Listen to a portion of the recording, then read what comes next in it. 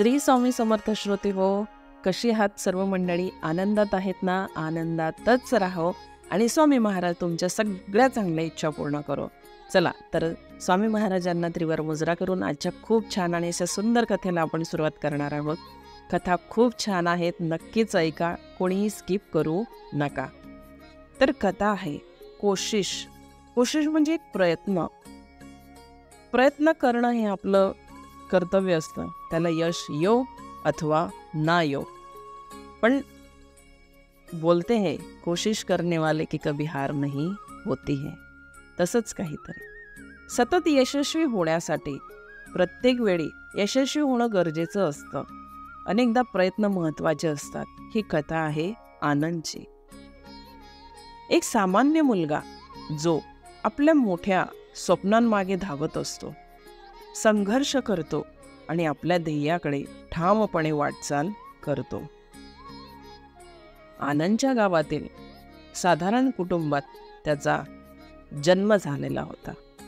त्याच्या आईवडिलांनी त्याला नेहमीच शिकायला पुढे जाण्याचं महत्त्व समजवलं.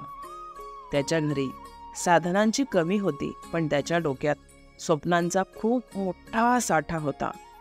शाळेत असताना आनंदला अभ्यासात खूप रस असायचा.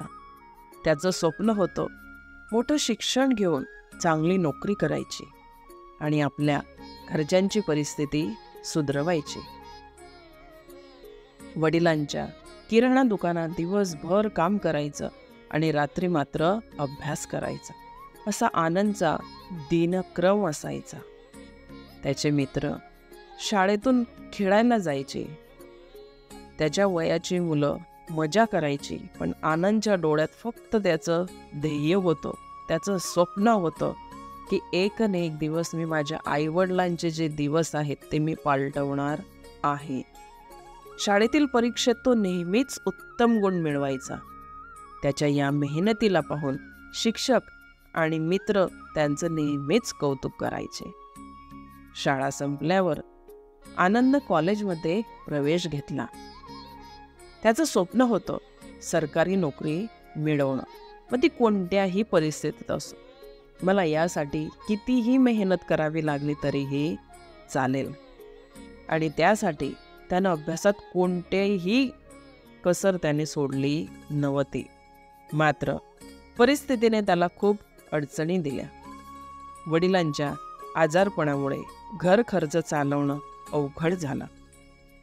त्याला पार्ट टाईम नोकरी करावी लागली, तरीही त्यानं आपला अभ्यास सोडला नाही.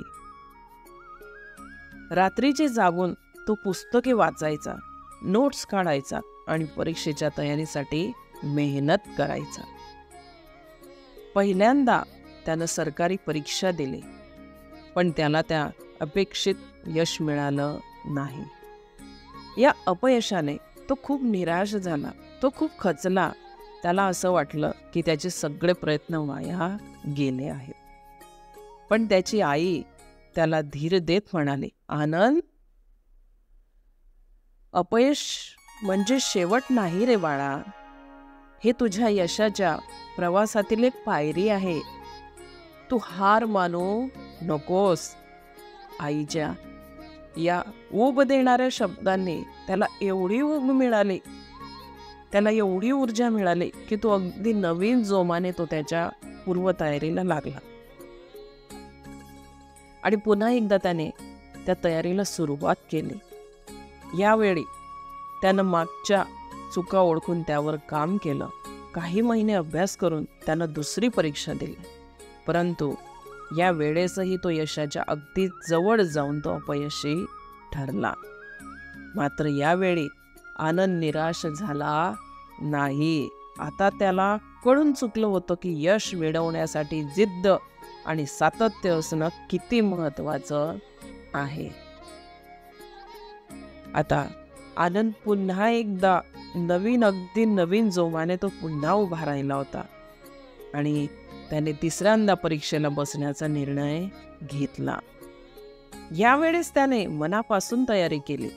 त्याला माहिती होतं की अपयशाचं कारण त्याच्या मेहनतीची कमतरता नाही, तर त्याच्या धैर्याची परीक्षा आहे.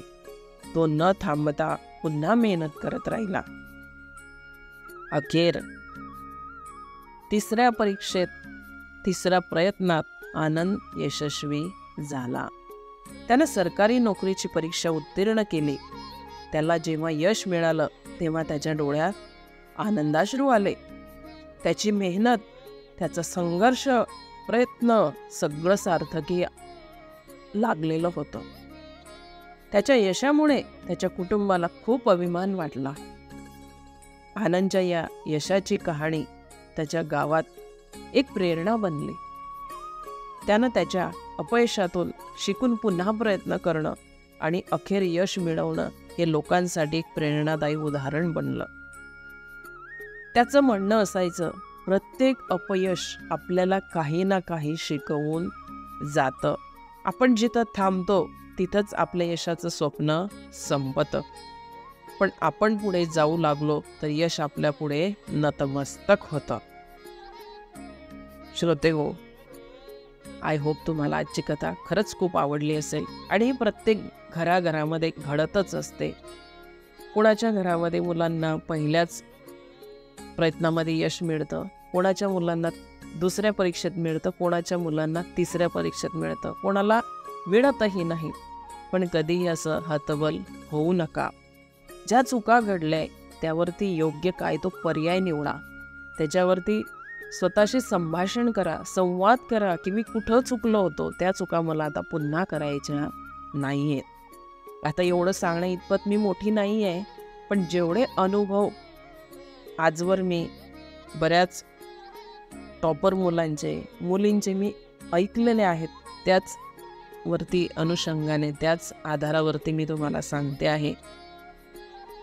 बाकीचे योग्य वाटत असेल ते तुम्ही घ्या, जे अयोग्य असेल ते त्यातून सोडून द्या. पण नेहमी एकच लक्षात ठेवा, आपल्या आईवडिलांचं स्वप्न हे अगदी निस्वार्थतेने अगदी पूर्ण करण्याच्या मागे लागा.